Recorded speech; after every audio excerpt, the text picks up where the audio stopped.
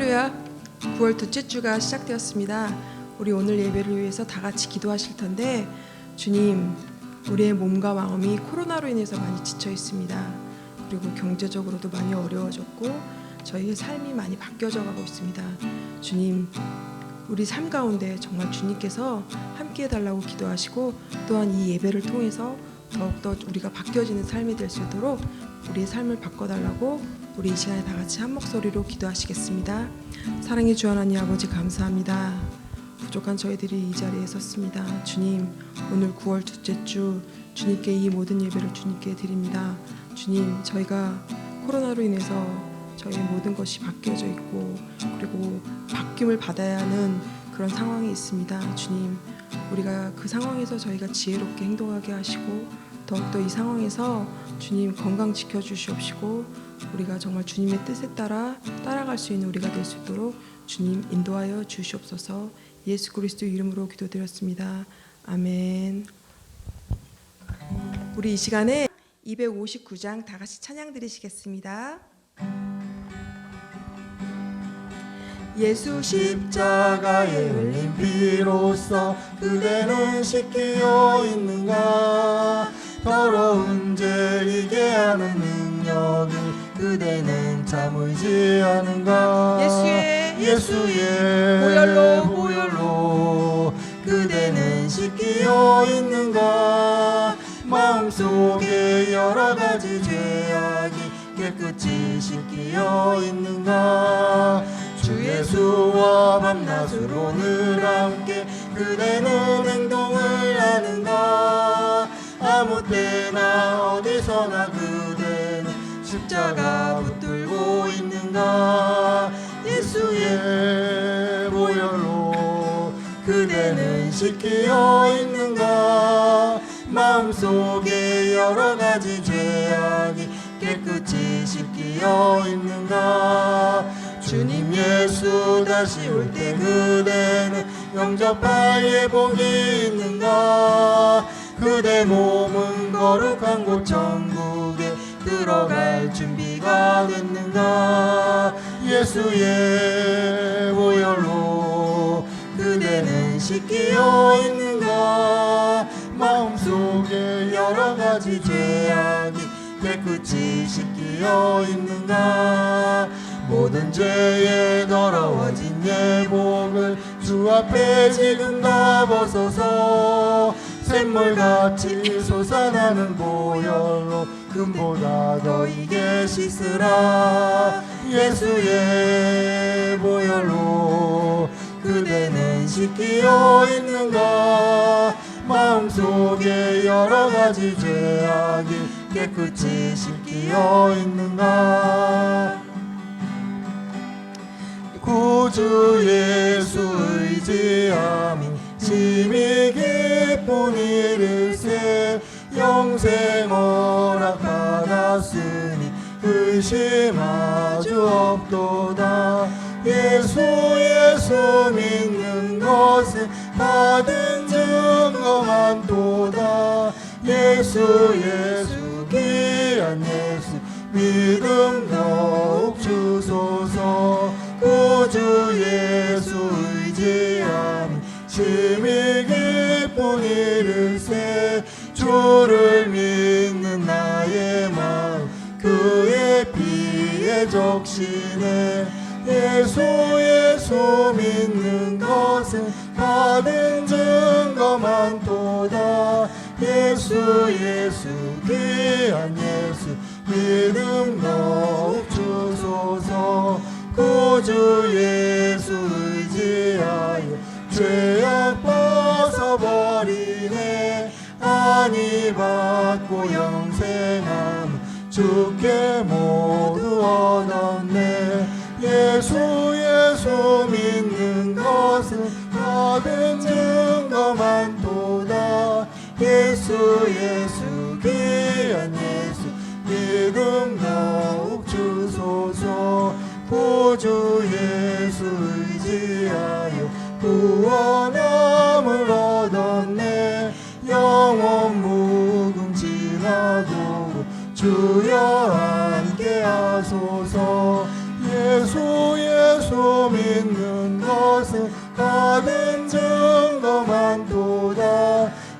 예수 귀한 예수 믿음 더욱 주소서.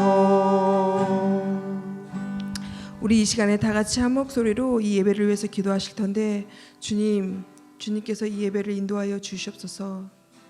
목사님을 통하여 저희가 듣는 말씀이 정말 우리의 생각과 마음과 행동이 바뀌어질 수 있는 그런 말씀이 되게 하시고, 더욱더 저희가 온라인 예배를 드리지만 예전과도 동일한 그런 은혜 주님께서 부어 주시옵소서. 주님, 우리 가운데 함께하여 주시옵소서. 우리 다 같이 한 목소리로 기도하시겠습니다. 사랑의 주 하나님 아버지, 감사합니다.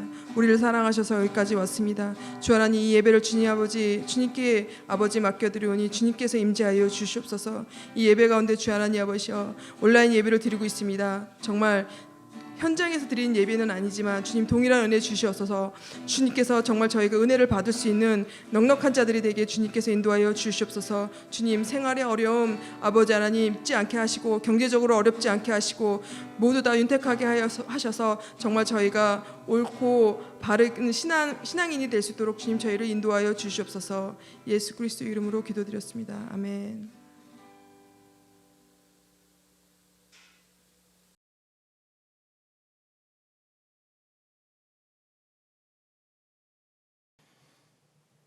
여호와여, 주의 장막에 머무를 자 누구 오며 주의 성산에 사는 자 누구 오니까?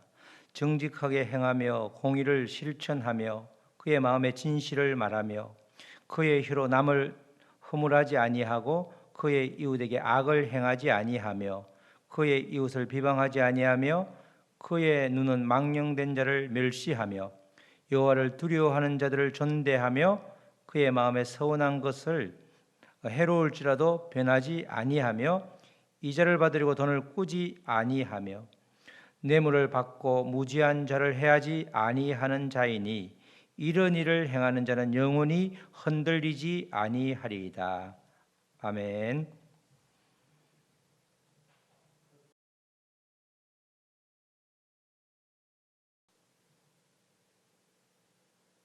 다 같이 사도신경으로 우리의 신앙을 고백하시겠습니다. 나는 전능하신 아버지 하나님 천지의 창조주를 믿습니다. 나는 그의 유일하신 아들 우리 주 예수 그리스도를 믿습니다. 그는 성령으로 잉태되어 동정녀 마리아에게 나시고 본디오 빌라도에게 고난을 받아 십자가에 못 박혀 죽으시고 장사된 지 사흘 만에 죽은 자 가운데서 다시 살아나셨으며 하늘에 오르시어 전능하신 아버지 하나님 우편에 앉아 계시다가 거기로부터 살아있는 자와 죽은 자를 심판하러 오십니다. 나는 성령을 믿으며 거룩한 공교회와 성도의 교제와 죄를 용서받는 것과 몸의 부활과 영생을 믿습니다. 아멘.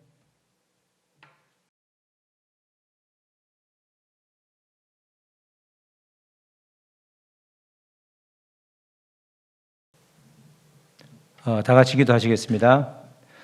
하나님 아버지, 감사합니다. 오늘도 주일에 이렇게 모여서 함께 예배는 못 드리지만 영상으로 같이 예배 드릴 수 있도록 주님 기회를 허락하심을 감사합니다. 정말 우리가 예배가 얼마나 소중한지, 정말 같이 함께 모여서 교제하는 것이 얼마나 소중한지 아버지 뼈저리게 느끼게 하는 시간들입니다. 이제 정말 다 같이 모였을 때 서로를 위하고 정말 서로를 생각하며 중보하는 귀한 만남으로 이어질 수 있도록 축복하여 주시옵소서. 아버지, 이 땅은 코로나19로 온 아버지 세상이 숨을 못 쉴 지경입니다.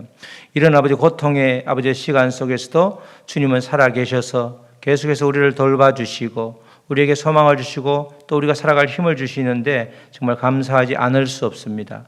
그렇지만 아버지, 코로나19로 인하여 신음하는 많은 아버지 백성들이 있습니다. 여기저기에서 정말 곡소리가 나올 정도로 힘든 상황이지만 그들의 신음을 주님께서 들어주시고 그들이 아버지 물질적인 어려움 때문에 아버지 곤란을 신음하는 것이 아니라 정말 영적인 탈출구가 없어서 신음하는 그 아버지 소리를 들어주시옵소서. 우리가 그 소리를 듣고 같이 기도하면서 이 아버지 어려운 시기를 잘 넘어가 흘러갈 수 있도록 주님 도와주시옵소서. 모든 사건에는 주님이 아버지 주시는 메시지가 있음을 깨닫고 아버지 이 사건을 통해서 이 코로나19를 통해서 우리에게 무엇을 말하시려는지 우리가 늘 깨닫고 귀를 열 수 있도록 주여 도와주시옵소서. 주님께서 함께하여 주셔서 정말 이 태평동 이곳에 예수 마음교회를 세워주시고 또 샤인 작은 도서관을 허락하여 주셔서 어린이 사역뿐만 아니라 믿음의 대를 잇는 사역을 허락하심을 감사드립니다. 우리 온 교우가 힘을 합쳐서 정말 아버지 믿음의 길을 잘 걸어갈 수 있도록 또 아버지 사역을 잘 감당할 수 있도록 주님이 주시는 소명, 사명을 잘 감당할 수 있도록 우리들을 아버지 힘써 기도할 수 있도록 도와주시옵소서.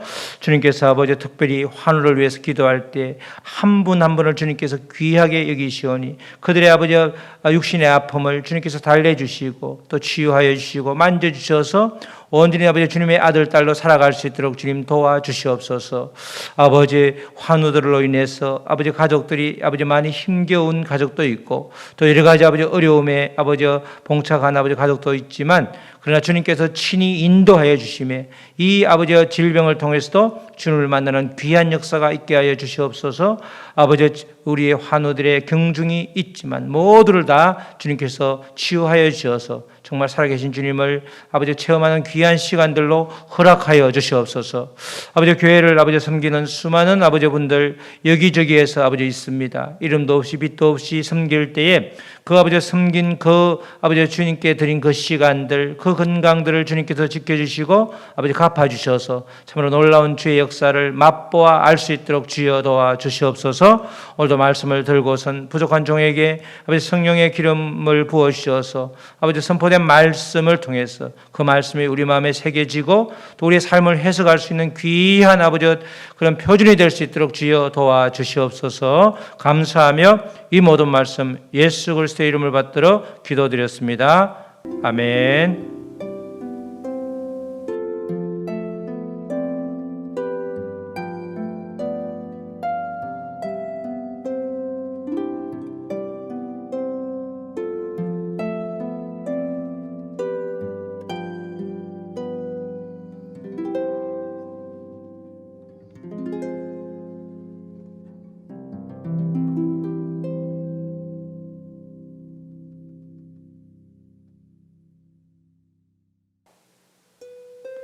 할렐루야, 할렐루야. 두 손 들어서 할렐루야. 반갑습니다.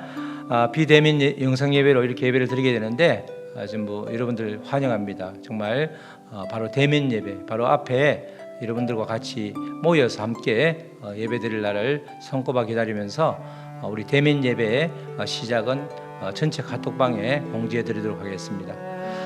우리가 이럴 때일수록 정말 성경 말씀을 잘 마음에 새겨서 영적인 침체가 없도록 말씀을 붙잡고 달려가면 넘어질 수가 없는 것입니다. 그래서 여러분들 성경 통독에 계속해서 매진해 주시기 바랍니다. 장수를 조절해 가면서 하루에 한 장 이상 꼭 읽어서 정말 읽고 듣고 또 쓰기도 하여서 말씀과 친숙해지기를 바랍니다. 그리고 공동 우리 가정마다 중보기도 카톡방이 있는데 그 카톡방을 잘 활용하시는 분은 정말 잘 활용하시고 활용을 좀 더디게 하시는 분은 더디게 하시는데 여러 가지 기도 제목 일일이 올려주셔서 저하고 사모하고 기도할 수 있도록 여러분들이 또 기도거리를 계속 주시기 바랍니다. 환우 소식인데 우리 특별히 배진구 권사님이 퇴원을 하셨다가 그 다음 날 바로 요양병원에 가셨습니다. 지금 여러 가지 혼자 계시기가 조금 부적절한 것 같아서 요양병원에 매니저님과 상의해서 그렇게 지금 양평에 가 계시는데 여러분들 기도해 주시기 바랍니다. 그리고 환우들을 위해서 계속해서 기도할 때 정말 이 환우들의 상태가 점점 개선되고 또 눈에 보이게 개선되어서 정말 그것을 통해서 치유함을 통해서 주님께 영광 돌리는 귀한 역사가 있기를 다 같이 맛보기를 여러분들에게 권면을 드립니다.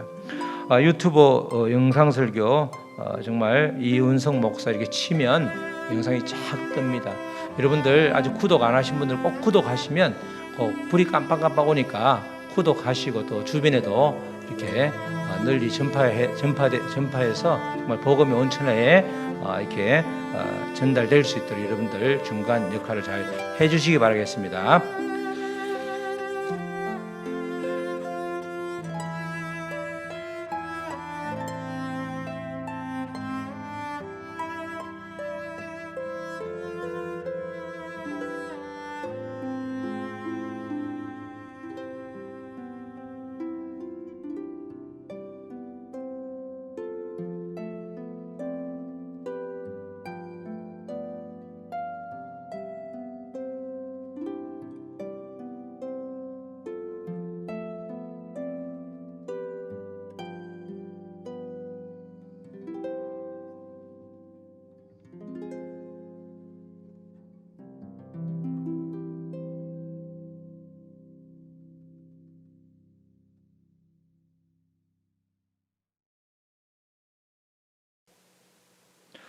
오늘 주신 말씀은 디모데후서 2장 14절로 19절 말씀입니다. 신약성경 344쪽 5쪽에 걸쳐 있고 또 우리 화면에 스크린에 있죠. 제가 봉독해 올리겠습니다. 너는 그들로 이 일을 기억하게 하여 말다툼을 하지 말라고 하나님 앞에서 엄히 명하라. 이는 유익이 하나도 없고 도리어 듣는 자들을 망하게 함이라. 너는 진리의 말씀을 옳게 분별하며 부끄러울 것이 없는 일꾼으로 인정된 자로 자신을 하나님 앞에 드리기를 힘쓰라. 망령되고 헛된 말을 버리라. 그들은 경건하지 아니함에 점점 나아가나니 17절 말씀. 그들의 말은 악성 종량이 퍼져 나감과 같은데 그 중에 후메네오와 빌레도가 있느니라. 18절 진리에 관하여는 그들이 그릇되었도다. 부활이 이미 지나갔다 하므로 어떤 사람들의 믿음을 무너뜨리느니라. 19절 그러나 하나님의 견고한 터는 섰으니 인침이 있어 일렀으되 주께서 자기 백성을 아신다 하며 또 주의 이름을 부르는 자마다 불의에서 떠날지어다 하였느니라. 하나님 말씀입니다. 아멘. 오늘은 우리 모두는 어와나입니다. 이런 제목으로 은혜를 나누겠습니다. 오늘이 디모데후서 강의 6번째 시간이죠. 이 어와나라고 하는 것은 부끄러울 것이 없는 일꾼으로 인정된 자 이런 뜻인데 어떻게 이런 제목의 말씀이 우리가 어와나라는 게 무슨 뜻인지 구체적으로 말씀을 통해서 우리 보도록 하겠습니다. 디모데후서가 지금 6번째 시간인데 다시 한번 디모데후서의 구조를 잠시 보도록 하겠습니다. 디모데후서의 전체적인 주제는 복음과 함께 고난을 받으라, 그게 전체 주제입니다. 바울 사도가 디모데에게 마지막 유언과 같은 편지를 썼는데 그 주제는 고난과 복음과 함께 고난을 받으라는 거죠.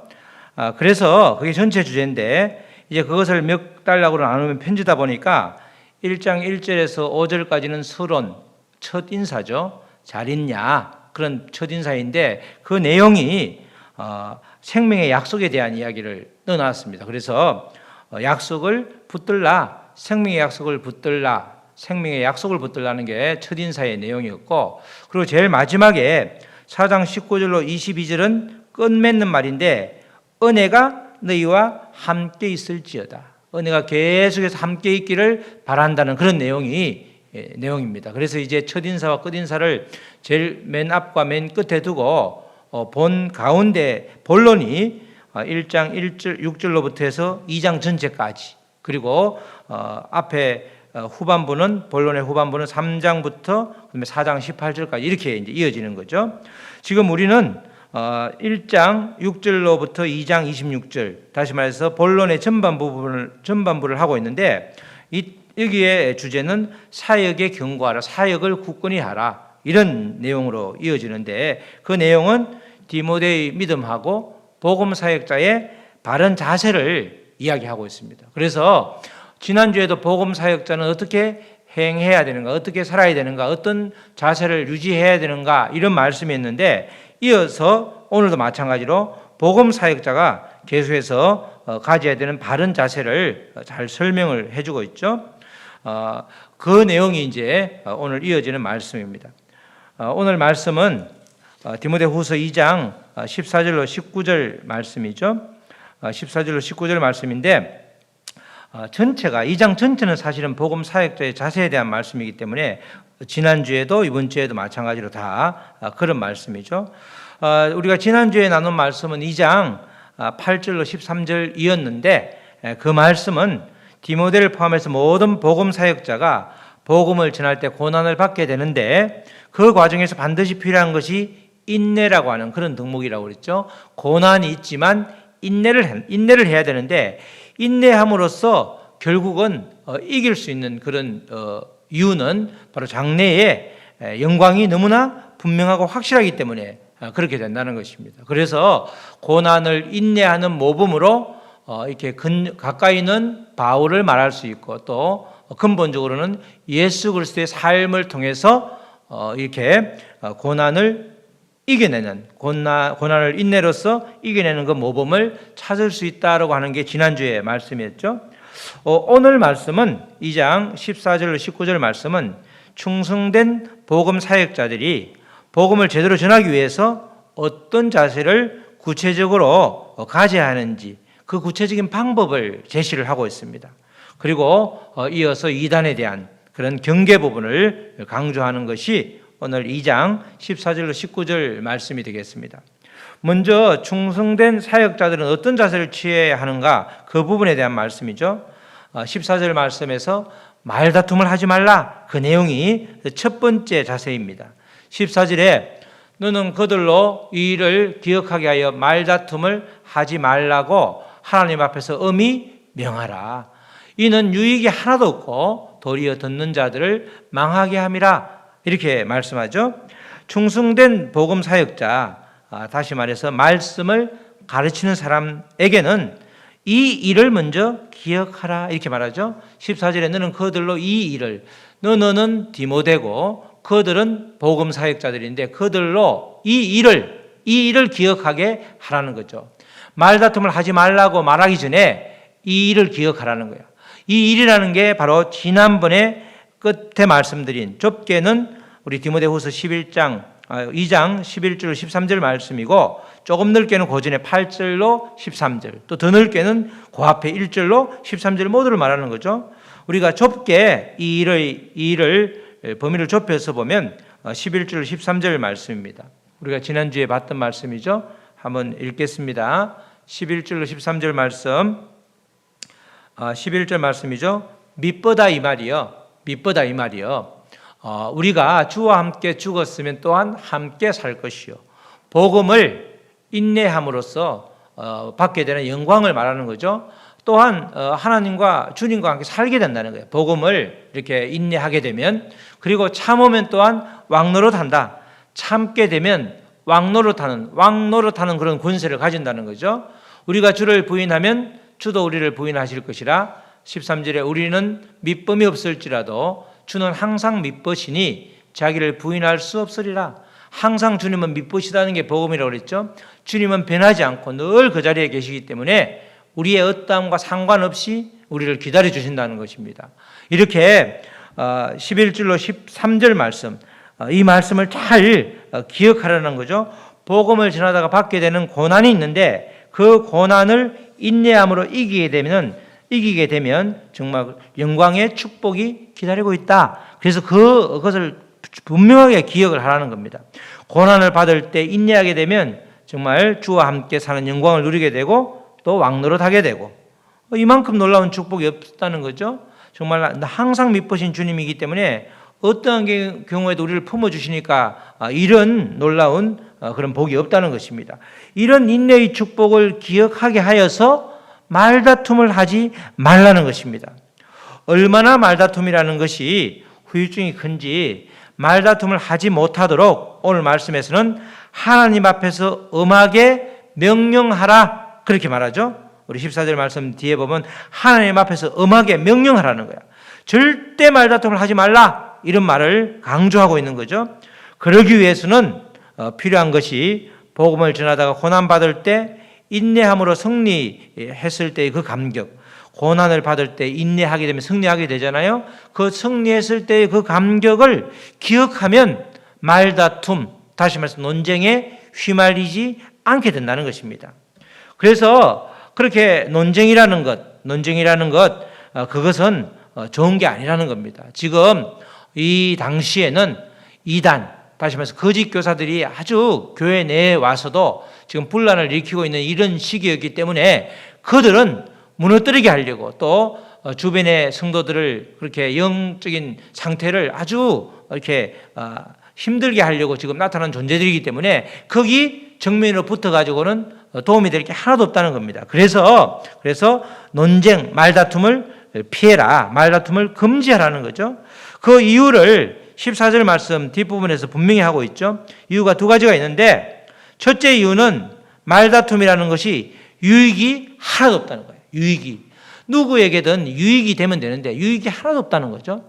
여러분들 말다툼에서 백전백승 했다고 그 사람이 포악해지기만 하지 뭐 더 좋아지는 거 있나요? 언변이 늘어나나요? 말만 늘어나겠죠. 말은 논리적으로 얼마나 맞을지 모르지만 아무리 논쟁 또는 말다툼을 잘 하는 사람이라고 할지라도 그에게 뿐만 아니라 다른 어느 누구에도 유익이 전혀 없다는 거예요.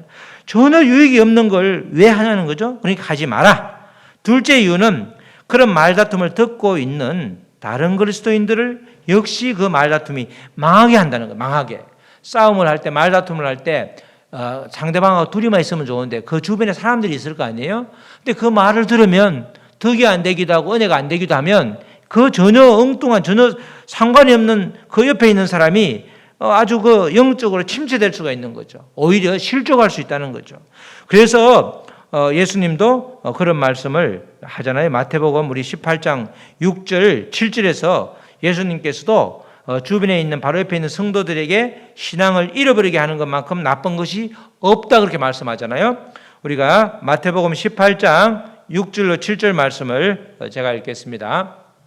누구든지 나를 믿는 이 작은 자 중 하나를 실족하게 하면 차라리 연자맷돌이 거목에 달려서 깊은 바다에 빠뜨려지는 것이 나으니라. 연자맷돌을 목에 매달고 깊은 바다에 빠지면 바로 그냥 다시 나올 수가 없잖아요. 그만큼 다른 성도들을 실족하게 하면 그 정도의 죄가 무겁다는 겁니다. 7절에 실족하게 하는 일들이 있음으로 말미암아 세상에 화가 있도다. 실족하게 하는 일이 없을 수는 없으나 실족하게 하는 그 사람에게는 화가 있도다. 이 말이죠. 이 말씀이죠. 예수님께서도 결국은 이런 싸움, 말싸움으로 인해서 주변 사람이 신앙을 잃어버리게 되면 그것만큼 나쁜 게 없다는 거예요. 그러니까 얼마나 이 말다툼을 하는 게 유익이 없을 뿐만 아니라 다른 그리스도인들까지도 역시 망하게 하기 때문에 이것은 금지되어야 된다는 거예요. 그래서 금지를 명한 거죠. 하나님 앞에서 금지하도록 한 것입니다. 이 말다툼이라는 게 그런 것입니다. 말다툼은 정말 우리가 일상에서도 유익이 없죠. 부부간의 말다툼도 전혀 유익이 없습니다. 말다툼은 다 상처만 날 뿐이죠. 그냥 싸워서 상처를 입으면 그냥 치유하면 되는데 말다툼으로 인한 상처는 그 상처를 눈에 보이지 않기 때문에 굉장히 깊고 오래 갈 수 있다는 말이죠. 그렇기 때문에 말다툼은 하지 마라. 특별히 복음을 전하기 전에 말다툼을 하지 말라고 명한 이유가 바로 이 디모데가 심호하던 바울이 사역을 하다가 디모데에게 이렇게 후임으로 맡겼는데 그 에베소 교회에서 복음을 왜곡하고 교회를 분열시키고 있던 그 거짓 교사들이 존재하고 있다는 것을 전제하고 하는 말씀입니다. 그러니까 이 거짓 교사들 또는 이 교회를 무너뜨리려고 하는 이 세력들은 어떤 말이든 꼬투리를 잡으려고 지금 혈안이 되어 있죠. 눈이 아주 빨개 가지고 눈을 아주 부릅뜨고 그런 부분을 찾고 있는데 그들에게 먹잇감을 줄 이유가 전혀 없는 것입니다. 이 말싸움은 결국은 원수들의 전략에 넘어가는 백해무익한 그런 것이 되는 거죠. 그래서 옳고 그런 것을 따지려고 맞붙어 싸우지 말고 넘어가는 것이 때로는 지혜라는 것입니다. 피해갈 수 있으면 피해가라는 것이죠. 이것이 복음 사역자, 말씀 사역자가 갖춰야 될 첫 번째 기본 자세입니다. 말싸움뿐만 아니라 이 전체적으로 그렇게 말다툼을 하지 말라 이렇게 말하는 거죠. 그만큼 중요하기 때문에 그만큼 그 당시에 말다툼 또는 말싸움이 이렇게 많이 말다툼이 일어날 수 있는 여건이었기 때문에 그것을 피해가라. 그게 복음 사역자의 첫 번째 자세라는 거죠. 두 번째 자세는 15절 말씀에 있죠. 15절 말씀에 너는 진리의 말씀을 옳게 분별하며 부끄러울 것이 없는 일꾼으로 인정된 자로 자신을 하나님 앞에 드리기를 힘쓰라 이렇게 말씀하죠. 복음 사역자는 진리의 말씀을 옳게 분별할 줄 알아야 한다는 것입니다. 아주 중요한 이야기죠. 이 복음 사역자, 말씀 사역자가 갖춰야 될 가장 기본적인 소명은 말씀에 대한 올바른 분별이라고 할 수 있습니다. 말씀에 대한 올바른 분별, 그것이 가장 기본적인 소양이 되는 거죠. 소양이. 그래야 거짓 교사들이 주장하는 그 왜곡된 진리를 정확하게 알 수 있기 때문에 진리의 말씀인 복음을 올바로 전달할 수 있게 되는 것입니다. 이 거짓 교사들이 퍼뜨리는 그런 거짓 복음 또는 거짓 가르침을 그 진짜로 믿고 받아들이는 사람이 있을 수 있기 때문에 그들에게 무엇이 올바른 복음인지 정확하게 아주 전달해 줘야지 그냥 정확하게 설명을 하지 못하고 어리둥절 해버리면 그냥 아주 좌충우동을 해버리고 이러면 전혀 그 도움이 되지 않는 거죠. 영혼을 잃게 되는 경우가 있다는 것입니다. 그래서 이 진리의 말씀을 옳게 분별해야 우리가 부끄러움을 당하지 않는다는 것입니다. 이어서 진리의 말씀을 옳게 하며 또 이어서 부끄러울 것이 없는 일꾼으로 인정된 자로 이렇게 말하죠. 바로 부끄러움을 당할 수 있다는 것은 진리의 말씀을 옳게 분별하지 못할 때 일어나는 현상이라는 거예요. 우리 믿음의 사람들에게는 진리의 말씀을 올바르게 아는 것이 정말 중요합니다. 믿음의 사람들이 살아가는 삶의 자리가 다양하죠. 집에서 또는 직장에서 또 여러 가지 만남 가운데 우리가 있게 되는데 그럴 때에 이 진리의 말씀을 아주 올바르게 옳게 분별하게 되면 정말 우리가 부끄러움을 당하지 않는다는 겁니다. 왜냐하면 진리의 말씀, 약속의 말씀은 담대하게 하는 능력을 주고 또 소망을 주고 또 특별히 소망을 주기 때문에 지금 현상에 집착하지 않게 되는 거죠. 말씀은 비전을 심어주기 때문에 지금의 상황을 쉽게 벗어날 수 있게 해주는 것입니다. 그러니 부끄러움을 당할 수가 없는 거죠. 우리가 부끄러움을 당한다는 것은 말씀을 정확하게 모르고 또 올바른 분별력이 없기 때문에 말씀을 기준으로 삼아서 판단을 해야 되는데 그것이 흐릿해지면 우리가 부끄러움을 당하는 거예요. 부끄러움 당하는 게 순식간이라는 거죠. 그래서 진리의 말씀을 옳게 분별하는 것이 그만큼 중요한 것입니다. 이 진리의 말씀을 옳게 분별하여 부끄러울 것이 없는 일꾼으로 인정된 자가 되라 이렇게 말씀을 하죠. 부끄러울 것이 없는 일꾼으로 인정된 자, 이런 사람은 말씀 안에서 훈련과 시험을 거쳐서 하나님 앞에서 인정된 자가 되어야 된다 그런 말입니다. 부끄러울 것이 없는 일꾼으로 인정된 자, 그 인정된 앞에 하나님 앞에서 인정된 자, 하나님이 인정하는 자, 그죠? 그러니까 진리의 말씀이 분별되지 않으면 우리가 하나님 앞에 인정받기가 쉽지가 않는 거죠. 그래서 인정된 자로 자신을 하나님 앞에 드리기를 힘쓰라. 이게 이제 두 번째 자세가 되는 거죠. 바로 이 부끄러울 것이 없는 일꾼으로 인정된 자, 이것이 바로 의와나라고 하는 거죠.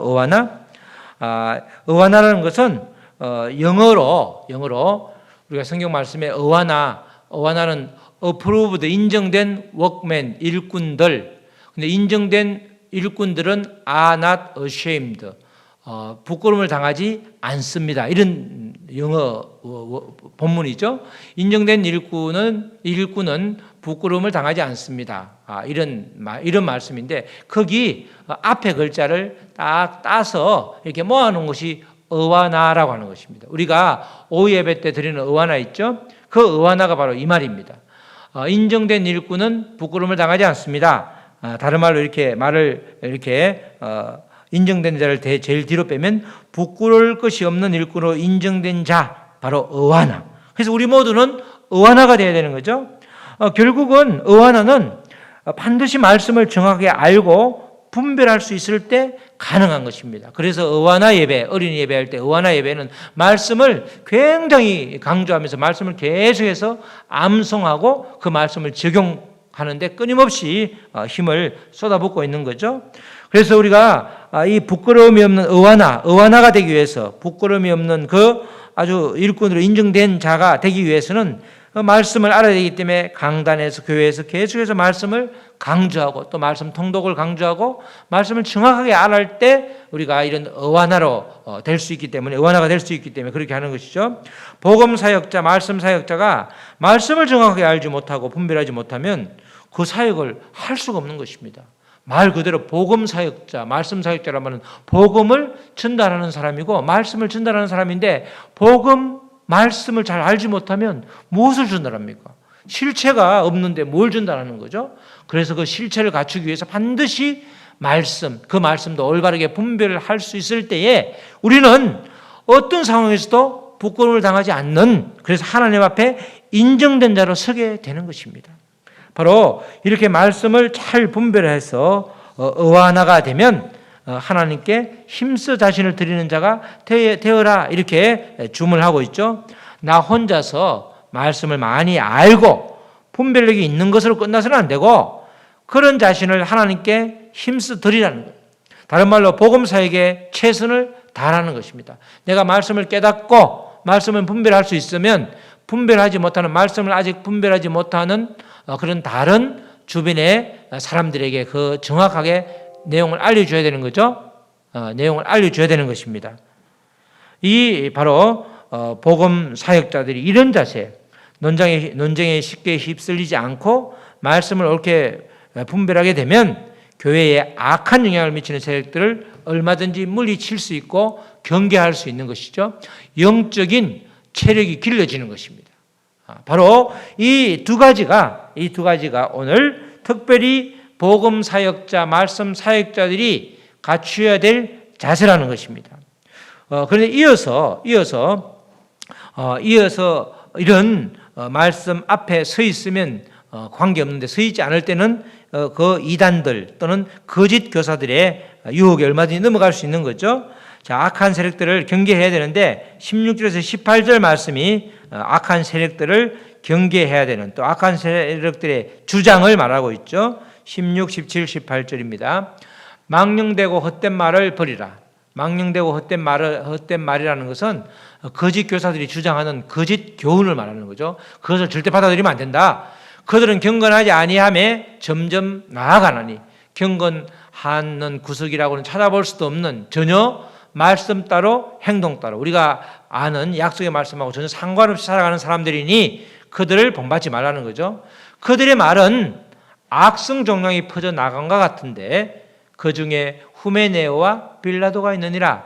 그들의 말이 얼마나 이 악한 말이 전파력이 좋은지. 요새 우리 코로나19도 일종의 전염병 아니에요? 이 악한 말도 굉장히 전염이 아주 잘 된다는 겁니다. 거짓 교훈이 아주 빠른 감염성이 있다는 거죠. 우리도 교회에서든 사람들 사이에서 소문이 안 좋은 거는 쉽게 퍼져나가잖아요. 굉장히 빨리 퍼져나가잖아요. 좋은 소식은 좀 덜 퍼져나가는데 안 좋은 소식은 얼마나 빨리 나가는지 말 없는 말이 천리를 간다고 하는 정도로 그렇게 잘 퍼져나가잖아요. 그들의 말은 악성 종양이 퍼져나간 것 같이 지금처럼 이렇게 여러 가지 치료제가 없는 상태에서는 그냥 악성 종양이라는 것은 쭉 퍼져나가는 그 당시에 2000년 전의 이야기죠. 정말 지금하고 차이가 없을 정도로 굉장히 아주 리얼한 말씀입니다. 그들의 말은 악성 종양이 퍼져나간 것 같은데 그 중에 후메네오와 빌라도가 있더라는 것이죠. 그래서 그리고 그들이 주장하는 게 18절, 진리에 관하여는 그들이 그릇되었도다. 그들이 전한 교훈이 거짓 교훈이라는 거죠. 부활이 이미 지나갔다 하므로 어떤 사람들의 믿음을 무너뜨리니라. 이 거짓 교사들의 핵심적인 주장이 부활이 이미 지나갔다는 거예요. 부활이 이미 지나갔다. 이렇게 주장하니까 그것만큼 현혹된 그런 이야기가 없다는 거죠. 이렇게 부활은 이미 지나갔다. 이렇게 주장하는 것은 바로 이들이 이 예수님의 부활에 대해서 예수님의 부활은 지나갔으니까 성도의 부활은 없다. 이런 뜻으로 얘기를 하는 거죠. 그러니까 성도의 부활이 없다니까 우리 그리스도인들의 근본적인 문제를 건드리고 있잖아요. 그리스도인들의 근본적인 문제는 복음을 건드리는 거죠. 구원과 그리고 또 복음에 대해서, 부활에 대해서, 십자가 죽으심과 부활에 대해서 흔들어 버리면 거기 흔들리면 그냥 떨어져 버리는 게 되는 거죠. 바로 이런 거짓 교사들이 주장하는 이 이야기는 전혀 사실과 다르다는 거죠. 바울이 그토록 전했던 복음인 예수 그리스도의 죽으심과 부활은 전혀 전하지 않고 그 거짓 이단들은 그리스도의 부활과 관련해서 성도의 부활은 이미 지나갔다고 주장하는 겁니다. 그리스도의 부활은 이미 지나갔기 때문에 그런 의미에서 지나가 버린 것은 그들이 말한 것처럼 그리스도의 부활은 지나갔지만 중요한 것은 성도의 부활은 아직 남아 있다는 겁니다. 성도의 부활은 언제 일어나죠? 종말 때 일어나요. 종말 때. 성도의 부활은 결국 우리가 마지막 날 몸의 부활을 통해서 궁극적으로 이 성도의 부활이 완성되기 때문에 이미 지나간 것이 아니라 아직 찾아오지 않은 것인데, 그리스도의 부활만 놓고 부활은 이미 지나갔다 이렇게 말하니까 그것을 받아들이는 사람은 완전히 마음이 무너지는 거죠. 그들은 바로 그들이 그렇게 주장함을 받아들임으로 인해서 어떤 사람들은 믿음이 땅에 떨어지는 거야. 믿음이 견고하지 않은 사람들에게는 그런 말들이 정말이네, 정말인가 보네. 이미 부활이 끝났는데, 나는 부활의 소망이 없는데, 이 몸의 부활은 소망이 없는데, 그러면 내가 왜 예수를 믿지? 이러면서 그렇게 마음이 무너지는 사람이 있더라는 겁니다. 그래서 이렇게 악한 가르침, 이것은 바로 우리의 믿음을 흔들기 때문에 말씀을 잘 분별하지 않으면 이런 일을 당할 수 있다는 것입니다. 말씀을 잘 분별하여서 또 훈련을 통해서 이런 미혹을 얼마든지 물리칠 수 있는데, 그것에 대한 지식, 또 말씀에 대한 깊이 있게 말씀을 알지 못하면 이런 말들에 현혹이 되어서 그냥 나가 자빠지는 경우가, 떨어지는 경우가 꽤 있었다는 것입니다. 바울 사도는 이런 거짓 교사들이 난무하다 할지라도 이들의 거짓 교훈으로부터 성도들의 영혼을 보호하는 안전한 울타리가 되는 것이 바로 교회다는 것을 19절 말씀에서 알려주고 있습니다. 19절 말씀도 아주 중요한 말씀이죠. 19절 말씀 우리 다 같이 한번 읽겠습니다. 그러나 하나님의 견고한 터는 섰으니 인침이 있어 일렀으되 주께서 자기 백성을 아신다 하며 또 주의 이름을 부르는 자마다 불에서 떠날지어다 하였느니라. 아주 중요한 말씀입니다. 거짓 교훈에도 불구하고 하나님의 견고한 터가 뭐죠? 교회죠, 교회. 교회는 절대 무너지지 않을 것이라는 그런 확신을 아주 선언하고 있는 그런 대목이죠, 바울 사도가. 그러나 하나님의 견고한 터는 섰으나 인침이 있어 일렀으되, 하나님의 견고한 터, 교회는 결코 무너지지 않는다는 것입니다. 그런데 여기서 중요한 것은 성도가 마음에 새겨야 될 아주 두 가지 말씀이 있다는 것이죠. 그것이 중요한 것입니다. 이 두 가지 말씀은 하나님과 성도의 관계를 굳건히 떠받쳐주고 있는 두 기둥과 같은 그런 말씀인 거죠. 하나는 주께서 자기 백성을 아신다는 겁니다. 우리 19절 나오죠? 19절, 주께서 자기 백성을 아신다. 그게 첫 번째 말씀이죠. 주께서 자기 백성을 아신다. 이 말씀은 여기서 안다, 알다는 우리가 여러 번 이야기했죠. 부부가 친밀한 관계를 나누는 가운데 서로에 대해서 알아가는 것, 굉장히 친밀한 관계. 그러면서 이제 서로에 대한 지식을 쌓아가는 거죠. 서로에 대해서 이해를 하는 거예요. 서로에 대해서 아주 굉장히 인격적으로 관계를 가짐으로 인해서 시간이 지나면 지날수록 이 사람은 알 수 없는 가 아니고 이런 사람이구나. 부부도 그렇죠. 시간이 지나면 지날수록 이 사람이 도대체 어떤 사람인지 모르겠다 그러면 심각한 겁니다. 이런 사람이기 때문에 이런 점을 내가 커버해 줘야 되겠구나. 이런 생각을 가지고 있었는데 내가 그 생각에 늘 반대되니까 충돌이 나는구나. 오래 살다 보면 친밀한 관계를 가지고 소통을 하게 되면, 인격적인 만남을 가지게 되면 서로에 대해서 깊은 이해가 생긴다는 것입니다. 바로 하나님은 우리를 늘 멀찌감치 내려다보시면서 잘하면 칭찬하고 못하면 벌을 주는 그런 분이 전혀 아니라는 것입니다.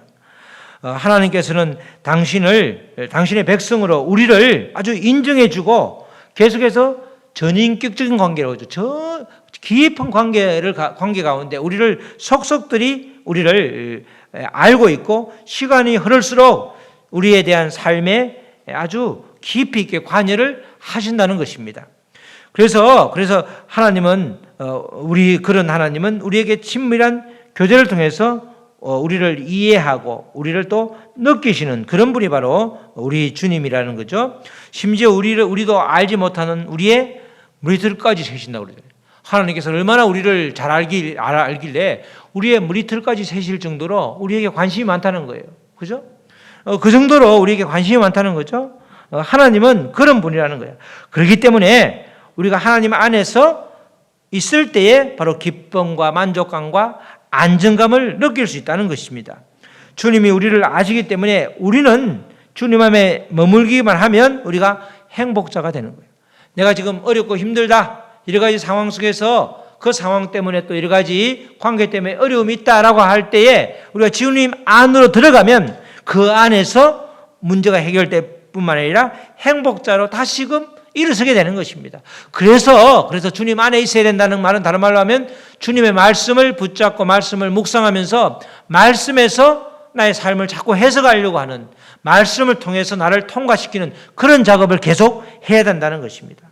주께서 자기 백성을 아신다. 굉장히 중요한 말씀이죠.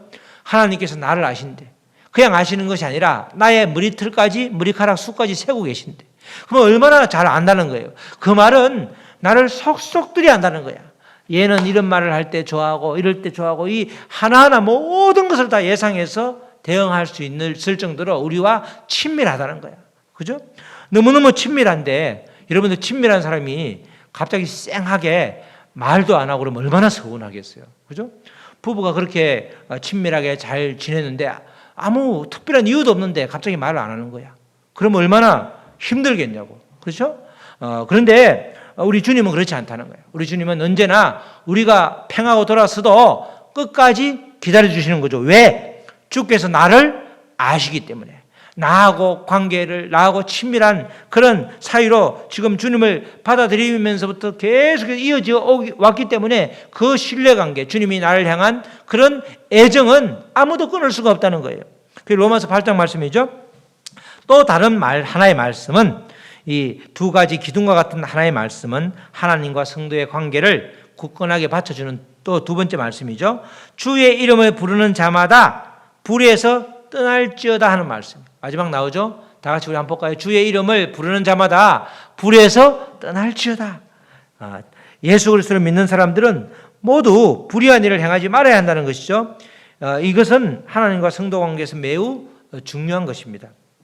물론 이 말씀은 하나님께서 우리의 자유를 빼앗고 억압을 주기 위해서 주신 말씀이 전혀 아니죠. 이는 우리에게 영원한 생명을 누리는 기쁨을 삶의 자리에서 경험할 수 있도록, 하나님은 전부가 다 우리에게 부담스러운 말씀 같지만 하나님은 우리에게 기쁨을 주려고, 우리에게 생명을 주려고 자꾸 말씀을 주시는 거죠. 디모데가 목회를 할 그 당시 상황은 굉장히 혼잡했습니다. 박해와 핍박이 있었고 또 거짓 교원들로 인해서 이 복음의 진리가 왜곡되어서 성도들은 온갖 유혹으로부터 방치되어 있는 그런 상황이었습니다. 이러한 때에 정작 주의 이름을 불러야 할 사람이 주님을 배반하게 되는 불의를 저지른다고 그러면 어떻게 되겠습니까? 이는 하나님을 부인하는 어둠의 세력을 제외하고는 그 누구도 원치 않는 결과를 초래하게 된다는 것입니다. 우리가 주의 이름을 부를 때에, 그죠? 주의 이름을 기탄 없이 마음껏 부르려고 그러면 주님과의 여러 가지 그 사이에 방해하는 요소들이 제거돼야 되는 거죠. 그런데 그 온갖 미혹이라든가 여러 가지 주님을 배반하게 되는 그런 불의를 저지르게 되면, 주님이 기뻐하지 않는 일을 하게 되면 말을 못하잖아요. 아이도 큰 잘못을 저지르면 부모님한테 말하는 걸 힘들어하죠. 자꾸 눈을 피하잖아요. 멀쩡하던 아이가, 괜찮던 아이가 갑자기 눈을 피한다 그러면 뭔가 있는 거죠. 뭐가 잘못하고 있는 거야. 뭐가 숨기고 있는 게 있는 거야. 그래서 불러가지고 얘야 무슨 일이 있어? 그러면 이제 내가 다 아는 것처럼 한마디 하면 술술 풀어내잖아. 아우 이렇다고. 그랬구나. 똑같은 겁니다. 똑같은 이치가 되는 거죠. 우리도 주의 이름을 마음껏 불러야 되는 우리들인데, 주의 이름을 부를 때에 정말 주님의 이름을 부르는 이 축복이 우리에게 늘 우리의 특권인데, 그것을 누리지 못하면 정말 얼마나 힘든 일이 있겠습니까? 우리 사랑하는 성도 여러분, 주의 이름을 부르는 자가 불의를 떠나야 하면 당연한 것입니다. 그래서 예수님께서 나더러 주여 주여 하는 자마다 천국에 다 들어갈 것이 아니요 다만 하늘에 계신 내 아버지의 뜻대로 행하는 자라야 들어가리니, 이런 말씀을 마태복음 7장 21절에서 주고 계시죠. 마태복음 7장 21절에서 그렇게 예수님께서 말씀하고 있습니다. 그 말씀을 우리가 기억해야 되는 거죠. 이 두 말씀은 우리와 하나님의 관계에서 가장 핵심이 되는 말씀입니다. 이 두 말씀, 다시 말해서 주께서 우리를 아신다. 주께서 우리를 아신다는 이 말씀과 또 그리고 주의 이름을 부르는 자마다 불에서 떠난다는 이 두 말씀은 정말 우리에게 얼마나 우리가 믿음 생활을 하는데 얼마나 핵심이 되는 말씀인지 알 수가 없습니다. 이 믿음으로 사는 우리들에게 고난과 역경에 처해 있을 때 주님은 자녀에게 위안을 주는 말씀을 해주는데 바로 이 말씀이죠. 또 이 말씀은 세상에서 살아갈 때에 방향을 잡아주는 그런 말씀입니다. 우리가 힘들 때, 우리가 어려울 때 주께서 나를 아신다는 그 사실을 기억하면 얼마나 힘이 나겠어요. 주님께서 내 머리카락까지 세시는 그 주님이 나를 지켜봐 주시고 나를 안아주시고 또 내가 어려우면 뒤에서 지켜봐 주시면서 결정적일 때는 도와주시고 이런 아주 친밀하신 그 하나님, 찾아오신 하나님이 바로 우리 주님이라는 겁니다. 그것을 반드시 기억해야 되는 거죠. 또 주의 이름을 부르는 자, 우리는 주의 이름을 부르는 특권을 가졌잖아요. 주님, 주여 이렇게 이름을 부를 때에 모든 원수가 떠나가게 되는데 주의 이름을 부르지 못하면 안 되잖아. 주의 이름을 부르는 자마다 불의에서 떠날지어다. 불의를 행하지 않을 때에 주의 이름을 마음껏 부를 수 있고 하나님께서 역사하신다는 겁니다. 이 두 가지 기둥과 같은 이 말씀은 우리가 바로 성경에 기록되어 있지만 우리의 삶의 자리에서 날마다 우리에게 생생히 들려주는 그런 하나님의 살아있는 말씀이 되는 것입니다. 이 두 가지 말씀은 어떤 상황에서도 우리들에게 들려주는 하나님의 두 음성이 되는 것입니다. 이 두 말씀을 여러분들의 마음에 새기고 이 세상에서 하나님과 더불어 동행하는 멋진 삶을 사시기 바랍니다. 사랑하는 성도 여러분, 우리 모두는 어와 나입니다. 부끄러울 것이 없는 일꾼으로 인정된 자, 하나님 앞에서 인정된 자들입니다. 그러기 위해서는 반드시 진리의 말씀을 옳게 분별해야 하는 것입니다. 말씀으로 무장하면 악한 세력의 먹잇감이 절대 될 수 없는 것입니다. 부끄러움을 당할 수도 없는 것입니다. 아무리 악이 가득한 세태일지라도 주님께서 당신의 백성인 우리를 알고 계신다는 사실, 그래서 우리는 주의 이름을 날마다 부를 수 있다는 사실을 마음에 새기고 날마다 삶의 자리에서 말씀과 복음을 전하는 그런 사명을 다 감당하시기를 주님의 이름으로 축원합니다. 아멘.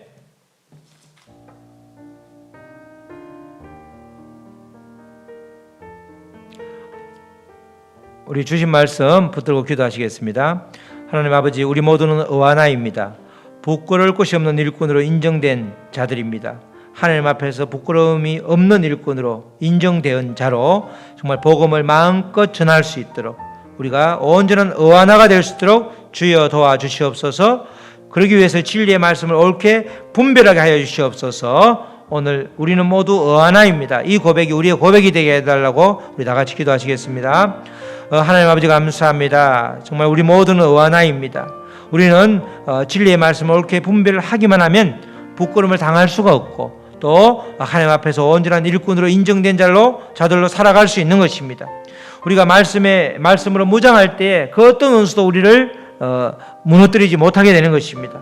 우리가 오늘 하나님이 주신 말씀처럼 하나님께서 우리를 알고 계신다, 하나님이 나를 알고 계신다는 사실을 반드시 기억하고 나아갈 수 있도록 도와주시옵소서.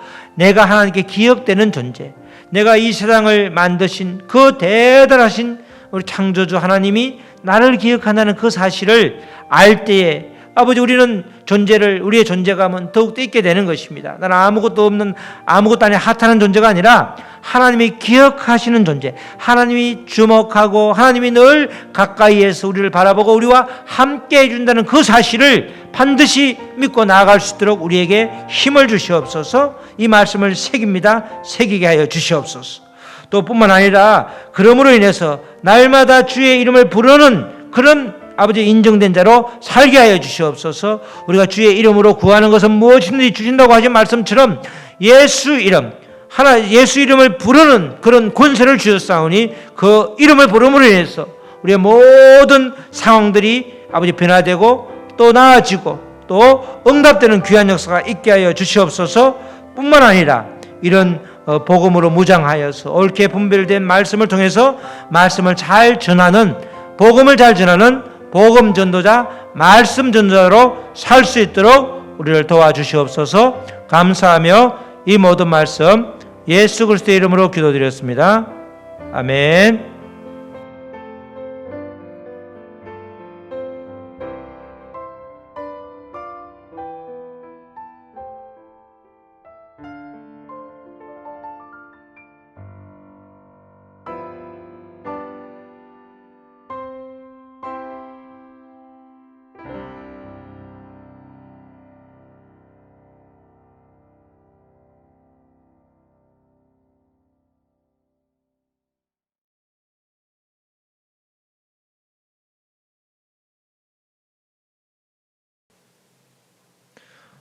우리 드려진 헌금을 위해서 기도하고 축도로 예배를 마치겠습니다. 하나님 아버지 감사합니다. 오늘도 비대면 영상 예배를 드렸지만 우리의 마음을 주님께 드립니다. 또 우리의 물질을 주님께 드리고 또 우리의 건강을 주님께 드립니다. 주님 받아주시옵소서. 우리가 드리는 이 모든 것들이 쓰이는 곳마다 놀라운 주의 역사가 있게 하시고 우리가 필요 때문에 필요한 것들로 인해서 어려움 당하지 않도록 우리를 도와주시옵소서. 이제는 예수 그리스도의 크신 은혜와 하나님의 극진하신 사랑과 성령님의 교통 역사 감화하심이 우리 모두가 의완하임을 고백하고 또 그렇게 살 길을 결단하는 주님 앞에서 인정된 자로 살기를 결단하는 모든 우리 지체 위에 지금부터 영원토록 함께 하시기를 간절히 축원하옵나이다. 아멘.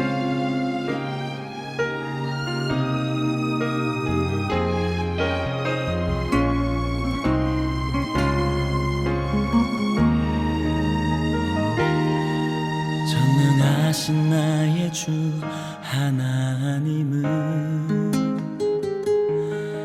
능치 못하실 일 전혀 없네. 우리의 모든 간구도 우리의 모든 생각도 우리의 모든 꿈과 모든 소망도 신실하신 나의 주 하나님은 우리의 모든 괴로움 바꿀 수 있네.